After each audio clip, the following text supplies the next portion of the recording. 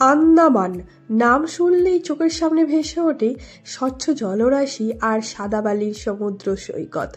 এখানে আছে cellular jail, যার নাম শুনলেই মনে পড়ে স্বাধীনতা সংগ্রামীদের ওপর হয়ে যাওয়া সেই অত্যাচারের কাহিনীর কথা।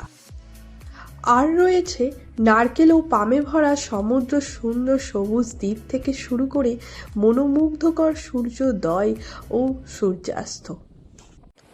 আর আছে বিভিন্ন ওয়াটার অ্যাক্টিভিটিস থেকে শুরু করে প্রবাল সহ। আমার কাছে আন্দামানটা ট্রিপ ছিল না, ছিল একটা অ্যাডভেঞ্চার।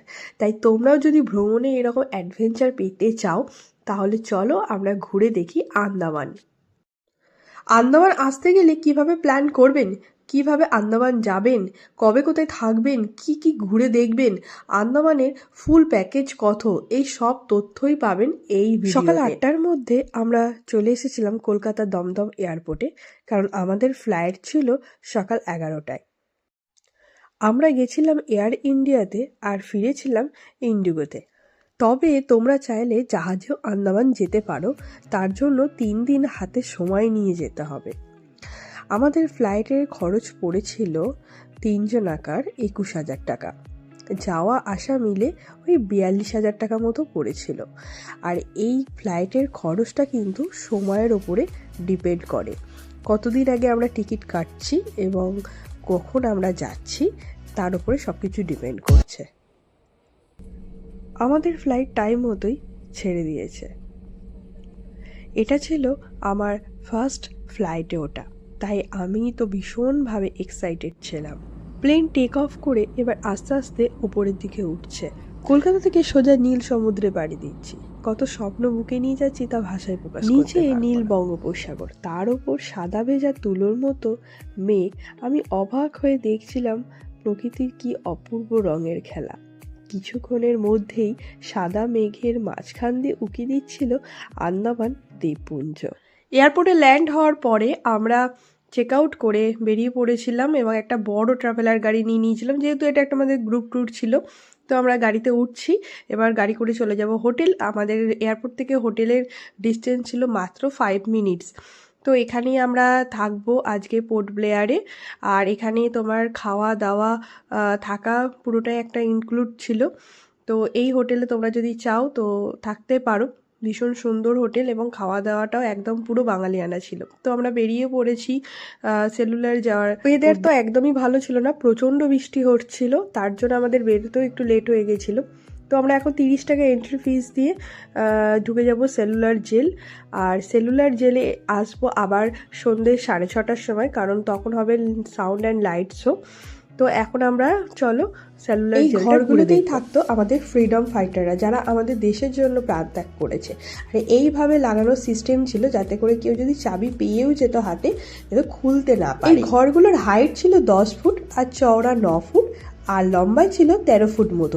আর সব ঘরের স্ট্রাকচার কিন্তু সেম ছিল। এই কারাগারের দেয়ালে আজও কান পাতলে আমাদের দেশত্যাগীদের ওপর হয়ে যাওয়া সেই অত্যাচার, সে হাহাকার কষ্ট যেন শুনতে পাওয়া যায়।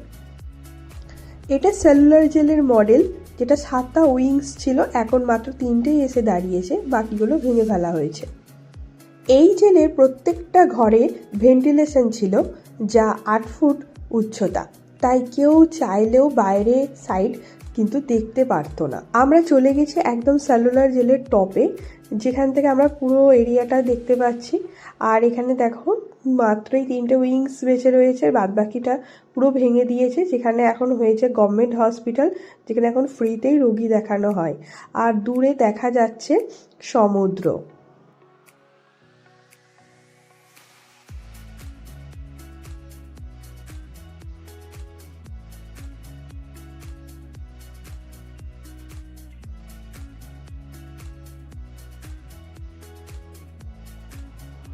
এখানে দেয়া ছিল ফ্রিডম ফাইটারদের সমস্ত নাম। আর আমি যেটা দেখলাম সেটা হচ্ছে এখানে কিন্তু বাঙালিই বেশি ছিল, বাঙালি ফ্রিডম ফাইটাররাই কিন্তু বেশি ছিল, আর পাঞ্জাবি ছিল। তো সত্যি আমরা বাঙালি হয়ে আমরা বাঙালি গর্ববোধ করি যে এই বাঙালির জন্যই কিন্তু আজকে দেশ ইংরেজদের হাত থেকে রক্ষা পেয়েছে। তারপর আমরা কিছুটা সময় কাটিয়ে ওখান থেকে আমরা বেরিয়ে আসলাম। তো বেরোনোর সময় দেখলাম একটা শপ, যেখানে আমরা চাইলেন কেনাকাটা করতে পারেন। আর কিছু ইনফরমেশান দিয়ে রাখি, এরপরে শুরু হবে লাইট অ্যান্ড সাউন্ড শো, যেখানে কিন্তু 300 টাকা করে এন্ট্রি ফিস লাগে, আর সেটা কিন্তু অনলাইন বুকিং করতে হবে। তো আমরা এখানে অনেকক্ষণ সময় কাটালাম। এরপর আমরা বেরিয়ে যাব কার্বিয়ান কেভ বিচে। বিচে পৌঁছাতে পৌঁছাতে হয়ে গেছিলো সন্ধ্যা। আবার তার মধ্যে ওয়েদারও ভালো ছিল না, বৃষ্টিও পড়ছিল। তাই ছাতাই সঙ্গী, তাই ছাতা নিয়েই বেরিয়ে পড়েছিলাম। দেখতে বেশ ভালো লাগছিল, তাই কিছুটা সময় আমরা ওখানেই কাটাচ্ছিলাম। আর আমার ছেলে তো ওখান থেকে আসতেই চাইছিল না। তো তারপর আমরা সেখানে একটু ঝালমুড়ি খেয়ে নিলাম। ঝালমুড়ি খেয়ে নিয়ে তারপর ওখান থেকে আমরা বেরিয়ে পড়েছিলাম সেলুলার যাওয়ার উদ্দেশ্যে, কারণ তখন ছিল light and sound show time. চলে এসেছি সেলুলার জেল, আর সেলুলার জেলের সামনেই কিন্তু আমরা দাঁড়িয়ে আছি। দেখো কি সুন্দর লাইট দিয়ে সাজিয়েছে, দেখতে তো বেশ ভালো লাগছিল। তো তারপর আমরা আমাদের টিকিট দেখিয়ে একে একে সবাই ঢুকে যাচ্ছিলাম। তারপর আমরা যে যার সিটে নিয়ে বসে পড়ছিলাম, কারণ একটু পরেই শুরু হবে সাউন্ড অ্যান্ড লাইট শো এর কোনো রকম ভিডিও আমাকে এখানে নিতে দিচ্ছিল না, তার জন্য সেরকম কোনো ক্লিপ আমি নিতে পারিনি, তাও যেটুকু আর কি দিতে পেরেছিলাম। তো রাতটা আমরা পোর্ট ব্লেয়ারেই থেকে গেছিলাম। তারপর আমরা সকাল সকাল বেরিয়ে পড়েছিলাম হ্যাভলক যাওয়ার উদ্দেশ্যে। তো সেই জন্য আমরা হোটেলে আমরা ছেড়ে দিয়ে সবাই লাগেজ গুছিয়ে গাড়িতে উঠে পড়লাম। তো তারপর আমরা বেরিয়ে পড়লাম হ্যাভলক যাওয়ার। কিভাবে আমরা হ্যাভলক যাব, কোথায় থাকবো, সেখানে কি করব, এবং আমাদের হ্যাভলক যেতে আমাদের কত টাকা খরচ, তো সমস্ত তথ্য খুঁটিনাটি কিন্তু আমার ভিডিওতে থাকবে। তার জন্য আমার ব্লগগুলো কিন্তু দেখতে হবে।